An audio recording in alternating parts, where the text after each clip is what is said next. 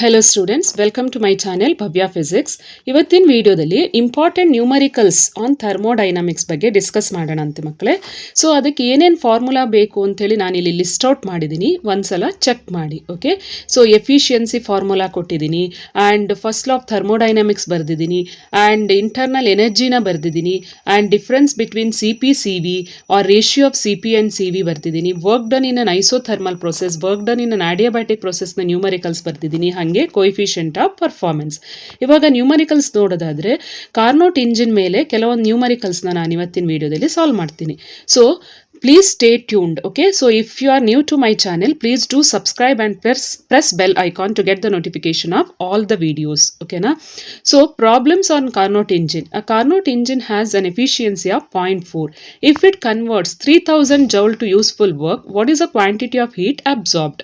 So ಏನ್ ಕೊಟ್ಟಿದ್ದಾರೆ ಇಲ್ಲಿ, ಎಫಿಷಿಯನ್ಸಿ ಈಟಾ ಕೊಟ್ಟಿರ್ತಾರೆ 0.4. ಓಕೆ, ಆ್ಯಂಡ್ 3000 ಜೌಲ್ ಅಂದ್ರೆ ಏನು? ಸೊ ಇದು ಹೀಟ್ ಅಬ್ಸಾರ್ಬ್ ಆಗಿರೋದು. 3000 ಜೌಲ್ನ ಹೀಟ್ನ ಏನು ಮಾಡಿರುತ್ತೆ, ಅದು ಯೂಸ್ಫುಲ್ ವರ್ಕ್ ಕನ್ವರ್ಟ್ ಆಗುತ್ತೆ. ಸೊ ನಾವು ಎಫಿಷಿಯನ್ಸಿದು ಫಾರ್ಮುಲಾ ಬರ್ಕೋತೀವಿ, ಏನು? Output work divided by input. Heat absorbed is input. So work ಅನ್ನೋದು ಔಟ್ಪುಟ್ ಆಗಿರುತ್ತೆ. ಹಾಗಾದ್ರೆ Q1 ಏನು? Q1 is W by eta. Substitute ಮಾಡಿದಾಗ ಇಲ್ಲಿ ನಾವು ಏನು ಮಾಡ್ತೀವಿ ಅಂದರೆ 0.4 ಏನಿದೆಯಲ್ವಾ, ಇದನ್ನು ನಾವು 4/10 ಅಂತ ಬರಿಬೋದು.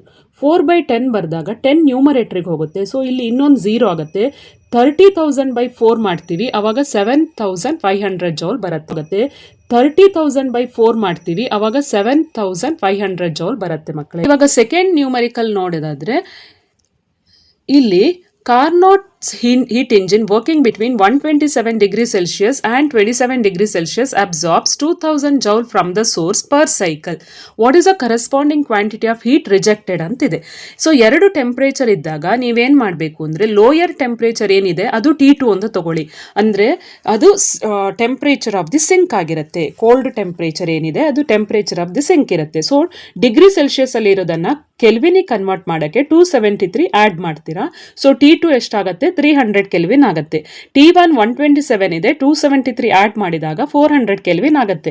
Is it clear student? So ಎರಡು ಟೆಂಪ್ರೇಚರ್ ಕೊಟ್ಟಾಗ ಚಿಕ್ಕದೇನಿದೆ ಅದನ್ನು T2 ತಗೊಳ್ಳಿ, ದೊಡ್ಡದಾಗಿರುವಂಥ ವ್ಯಾಲ್ಯೂಸ್ನ T1 ಅಂತ ತಗೊಳ್ಳಿ. So Carnot heat engine absorbs 2000 joule from the source ಅಂದರೆ Q1 ಅಂದರೆ ಹೀಟ್ ಅಬ್ಸಾರ್ಬ್ಡ್ ಆಗಿರೋದು. ಓಕೆ, ಸೋರ್ಸ್ ಅಂದ್ರೇನು? Hot body. ಹಾಟ್ ಬಾಡಿಯಲ್ಲಿ ಟೆಂಪ್ರೇಚರ್ ಜಾಸ್ತಿ ಇರುತ್ತೆ, ಆ್ಯಂಡ್ ಅದೇನು ಮಾಡುತ್ತೆ, ಹೀಟ್ ಎಂಜಿನ್ನು ಸೋರ್ಸಿಂದ ಹೀಟ್ನ ಅಬ್ಸಾರ್ಬ್ ಮಾಡುತ್ತೆ. ಸೊ Q1 ಅಂದರೆ 2000 ಜೌಲ್. ಸೊ ನಾವೇನು ಫೈಂಡ್ ಔಟ್ ಮಾಡಬೇಕು? Heat rejected to the sink ಅಂದರೆ Q2ನ ಫೈಂಡ್ ಔಟ್ ಮಾಡಬೇಕು. ಸೊ ಇಲ್ಲಿ ನಾವೇನು ಫಾರ್ಮುಲಾ ಯೂಸ್ ಮಾಡ್ತೀವಿ? Q2 by Q1 is equal to T2 by T1. ಈ ಫಾರ್ಮುಲಾ ಯೂಸ್ ಮಾಡಬೇಕು. ಆ್ಯಂಡ್ Q2ಗೆ ರಿಅರೇಂಜ್ ಮಾಡಿದಾಗ ಇಲ್ಲಿ ನೀವು ಕ್ರಾಸ್ ಮಲ್ಟಿಪ್ಲೈ ಮಾಡಿ ಈ ಥರ, ಆವಾಗ Q1 into T2 by T1 ಆಗುತ್ತೆ. ಸೊ ಇಲ್ಲಿ ನಾವು ಸಬ್ಸ್ಟ್ಯೂಟ್ ಮಾಡಿದಾಗ ವ್ಯಾಲ್ಯೂಸ್ನ ಸಬ್ಸ್ಟ್ಯೂಟ್ ಮಾಡಿದಾಗ 1500 ಜೌಲ್ ಸಿಗುತ್ತೆ ಮಕ್ಕಳೇ. ಓಕೆನಾ? So please stay tuned. ನಾನು ಇಂಪಾರ್ಟೆಂಟ್ ಕ್ವೆಶನ್ಸ್ನ ಸಾಲ್ವ್ ಮಾಡಿದ್ದೀನಿ ಮಕ್ಕಳೇ. ಸೊ ಹೆಲ್ಪ್ ಆಗುತ್ತೆ ನಿಮಗೆ, ನಿಮ್ಮ ಕ್ವಾರ್ಟರ್ಲಿ ಟೆಸ್ಟಿಗೆ ಅಥವಾ ಫೈನಲ್ ಎಕ್ಸಾಮಿಗೆ ಇದು ಹೆಲ್ಪ್ ಆಗುತ್ತೆ. So okay, calculate the efficiency of Carnot engine working between 100 degree Celsius and 400 degree Celsius. If it absorbs 200 joule per cycle from the source, calculate heat rejected to the sink in 1 cycle ಅಂತೇಳಿ ಇದೆ ಮಕ್ಕಳೇ. So ಇದನ್ನು ಯಾವ ಥರ solve ಮಾಡ್ಬೋದು? ಇಲ್ಲಿ calculate the efficiency ಇದೆ. So efficiency find out ಮಾಡಬೇಕು ಅಂದರೆ ನಮಗೆ T2 ಆ್ಯಂಡ್ T1 ಬೇಕು. ಅವಾಗ ನಾವು 100 ಡಿಗ್ರಿ 400 ಡಿಗ್ರಿ ಏನು ಕೊಟ್ಟಿರ್ತಾರಲ್ವ ಅದನ್ನು ನಾವೇನು ಮಾಡಬೇಕಾಗತ್ತೆ? ಸೊ ಕೆಲ್ವಿನಿಗೆ ಕನ್ವರ್ಟ್ ಮಾಡಬೇಕಿಲ್ಲಿ. ಓಕೆನಾ? ಸೊ ಇದನ್ನು ಕೆಲ್ವಿನಿಗೆ ಕನ್ವರ್ಟ್ ಮಾಡಿ. ಹೆಂಗೆ ಕೆಲ್ವಿನಿಗೆ ಕನ್ವರ್ಟ್ ಮಾಡ್ತೀರಾ? By adding 273. ಇಲ್ಲಿ T2 ಅಂದರೆ 100 ಪ್ಲಸ್ 273 ಆ್ಯಂಡ್ T1 ಅಂದರೆ 400 ಪ್ಲಸ್ 273 ಆಗುತ್ತೆ. And heat absorbed is 200 joule ಆಗುತ್ತೆ ಮಕ್ಕಳೇ. ಸೊ ಇದನ್ನು ನೀವು ಸಾಲ್ವ್ ಮಾಡಿ. ಈಟಾ ಎಷ್ಟು ಬರುತ್ತೆ ನಿಮಗೆ? 0.446 ಬರುತ್ತೆ. ಇಲ್ಲಿ ಯೂನಿಟ್ ಇರಲ್ಲ, ಈಟಾಗೆ ಯೂನಿಟ್ ಇರಲ್ಲ. And basic definition of eta ಏನನ್ನತ್ತೆ? Output by input, work by Q1. Okay, ಆ ಫಾರ್ಮುಲಾ ಯೂಸ್ ಮಾಡಿ W ಸಿಗುತ್ತೆ. ಆ್ಯಂಡ್ W ಅಂದ್ರೆ ಏನು? ವರ್ಕ್ ಅಲ್ವಾ? So out of Q1 Q1 ಏನಾಗುತ್ತೆ, total heat absorbed is Q1, that is used for W plus Q2. Okay, remaining is rejected to the sink. ಈ formula use ಮಾಡಿ Q2ನ ಹೆಂಗೆ ಬರ್ಕೋಬಹುದು, Q1 ಮೈನಸ್ W ಅಂತ ಬರ್ಕೋಬಹುದು. So ಇಲ್ಲಿ substitute ಎಲ್ಲ ಮಾಡಿದಾಗ ನಮಗೆ Q2 110.8 ಜೌಲ್ ಸಿಗುತ್ತೆ ಮಕ್ಕಳೇ. ನೆಕ್ಸ್ಟ್ ನ್ಯೂಮರಿಕಲ್ ನೋಡೋದಾದ್ರೆ, Carnot's engine has an efficiency 0.3. When the temperature of the sink is 350 Kelvin, find the change in temperature of the source when the efficiency becomes 0.5. ಓಕೆನಾ ಮಕ್ಕಳೇ. So ಇಲ್ಲಿ 2 part ಇದೆ. Question ಅನ್ನು 2 part ಆಗಿ divide ಮಾಡ್ಕೊಳ್ಳಿ. First part ಅಲ್ಲಿ efficiency 0.3 ಕೊಟ್ಟಿರ್ತಾರೆ, ಅದನ್ನು ಈಟಾ ಅಂತ ಬರ್ಕೊಳ್ಳಿ. ಆ್ಯಂಡ್ ಟೆಂಪರೇಚರ್ ಆಫ್ ಸಿಂಕ್ ನ T2 ಅಂತ ಬರ್ಕೊಳ್ಳಿ. ಸೊ ನಾವೇನು ಮಾಡಬೇಕು ಅಂದರೆ, change in temperature of the source find out ಮಾಡೋಕ್ಕೆ first original temperature find out ಮಾಡೋಣ. ಅದನ್ನು T1 ಅಂತ ತಗೊಳ್ಳಿ. ಸೊ ಈಟಾ ಫಾರ್ಮುಲಾ ಯೂಸ್ ಮಾಡಿ ರಿಅರೇಂಜ್ ಮಾಡಿದಾಗ T1 ವ್ಯಾಲ್ಯೂ ಸಿಗುತ್ತೆ. ಎಷ್ಟು? 500 ಕೆಲ್ವಿನ್ ಬರುತ್ತೆ.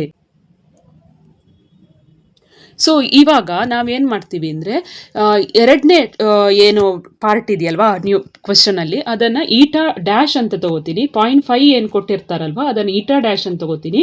ಸೊ T1 ಡ್ಯಾಶ್ ಅಂದ್ರೆ ಏನು? Temperature of the source second time.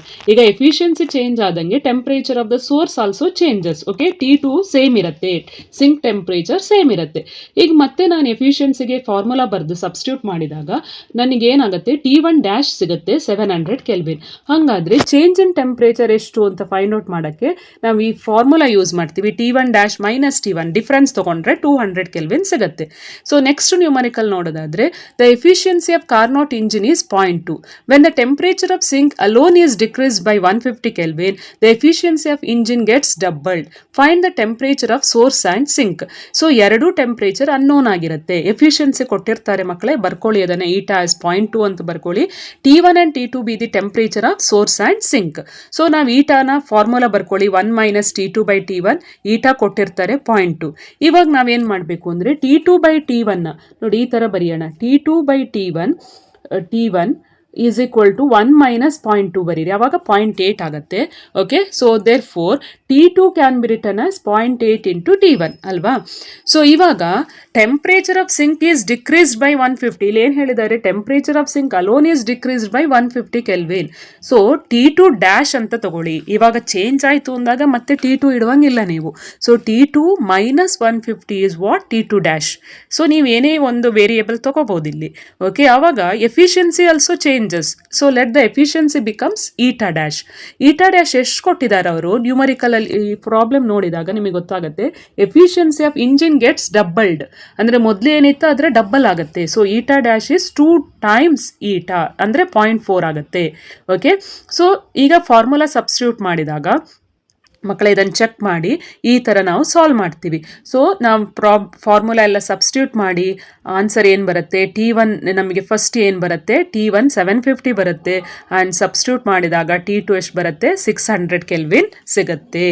Okay, T1 ಜಾಸ್ತಿ ಇರಬೇಕು, T2 ಸ್ವಲ್ಪ ಕಮ್ಮಿ. ಸೊ ನೆಕ್ಸ್ಟ್ ನ್ಯೂಮರಿಕಲ್ ನೋಡಿ, a Carnot heat engine with cold body temperature 17 degree Celsius has 50% of efficiency. By how much should the temperature of its hot body to be change to increase its efficiency by to 60%. So ಇಲ್ಲಿ ಪರ್ಸೆಂಟಲ್ಲಿ ಕೊಟ್ಟಿರ್ತು ಅಂದರೆ efficiency ನಾವು ಹೆಂಗೆ ಬರೀಬೇಕು? Percent ಅಂದರೆ ಈಗ ಇದನ್ನು 50 divided by 100 ಮಾಡಬೇಕಾಗತ್ತೆ. ಅಂದರೆ 1 0 ಕ್ಯಾನ್ಸಲ್ ಆಗುತ್ತೆ. 5/10 ಅಂದ್ರೇನು 0.5 ಬರುತ್ತೆ. ಓಕೆನಾ ಮಕ್ಕಳೇ? ಸೊ ಆ ಥರ ಈಟನ 0.5 ಅಂತ ಬರ್ದಿದ್ದೀನಿ. ಆ್ಯಂಡ್ T2 ಏನು ಹೇಳಿದಾರಲ್ಲಿ, ಟೆಂಪ್ರೇಚರ್ ಆಫ್ ಕೋಲ್ಡ್ ಬಾಡಿ 17 ಅಂದರೆ 273 ಆ್ಯಡ್ ಮಾಡಿದಾಗ 290 ಬರುತ್ತೆ. ಆ್ಯಂಡ್ T1 ಅನ್ನೋನ್ ನಮಗೆ. T1 ಅಂದರೆ temperature of hot body is unknown. Okay, so ಇದು ಫಸ್ಟ್ ಪಾರ್ಟ್. ಇಲ್ಲಿ ನಾವು temperature of hot body T1 ಅನ್ನು ಕ್ಯಾಲ್ಕುಲೇಟ್ ಮಾಡ್ಬೋದು. ಕ್ಯಾಲ್ಕುಲೇಟ್ ಮಾಡಿದಾಗ 580 ಕೆಲ್ವಿನ್ ಸಿಗುತ್ತೆ. ನೆಕ್ಸ್ಟ್ ಕ್ವಶನ್ನ ಕಂಪ್ಲೀಟ್ ಓದ್ಕೊಳ್ಳಿ. By how much should the temperature of its hot body to be change to increase efficiency to 60%. So efficiency 60% ಅಂದರೆ ನಾವೇನು ಮಾಡಬೇಕು, ಈಟಾ ಡ್ಯಾಶ್ನ 0.6 ಅಂತ ಬರ್ಕೋತೀನಿ. So temperature of hot body also changes to T1 dash. Okay, T1 ಅಂತ ಮತ್ತೆ ಇಡಬಾರ್ದು ನೀವು. T1 ಅಂತಿದ್ರೆ ಅದು ಪ್ರೀವಿಯಸ್ ಒನ್ ಆಗುತ್ತೆ. ಸಿ ಇವಾಗ T1 ಅಂದರೆ ಇದು 580 ಕೆಲ್ವಿನ್.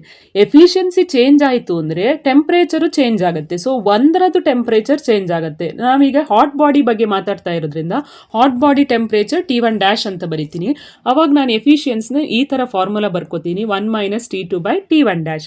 ಓಕೆ, ಸೊ ಈ ಥರ T2 ಬೈ T1 ಡ್ಯಾಶ್ ಅಂದಾಗ 1 ಮೈನಸ್ ಈಟಾ ಡ್ಯಾಶ್ ಅದು ಎಷ್ಟಾಗುತ್ತೆ 0.4, 1 ಮೈನಸ್ 0.6 ಎಷ್ಟು ಸಿಗುತ್ತೆ 0.4. ಸೊ T1 ಡ್ಯಾಶ್ ನನಗೆ 725 ಕೆಲ್ವಿನ್ ಬರುತ್ತೆ.